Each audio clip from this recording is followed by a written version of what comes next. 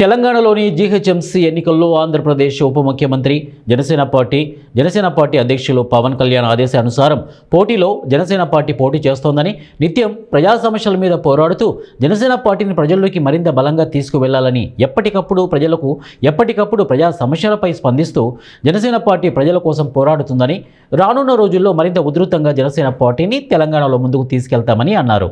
ఈ సందర్భంగా ఎల్బీ నగర్ నియోజకవర్గంలోని వివిధ డివిజన్లకు చెందిన నాయకులు జనసేన పార్టీకి ఆకర్షితులై పార్టీలో చేరారని తెలిపారు.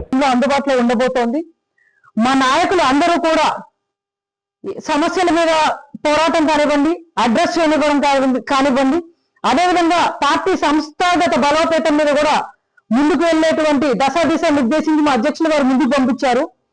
రానున్న జీహెచ్ఎంసీ ఎన్నికల్లో కూడా జనసేన పార్టీ పోటీ చేయడానికి సిద్ధంగా ఉంది. ఏదైతే డీలిమిటేషన్ తర్వాత జరిగినటువంటి 18 డివిజన్లలో కూడా జనసేన పార్టీ బలోపేతం చేసుకుంటూ మేము ఎన్నికలకి సిద్ధంగా ఉన్నాము. అదేవిధంగా తెలంగాణ రాష్ట్రంలో అన్ని ఎన్నికల్లో జనసేన పార్టీ బరిలో ఉండబోతోంది. ఇందుకు ఒకటే విషయం చెప్పదలుచుకున్నాము. ఏదైతే జనసేన పార్టీ భావజాలంతో అధ్యక్షులు శ్రీ పవన్ కళ్యాణ్ గారి యొక్క ఆశయాల్ని ముందుకు తీసుకెళ్లాలనుకునే యువత ఎవరైతే ఉన్నారో, మహిళలు కానివ్వండి,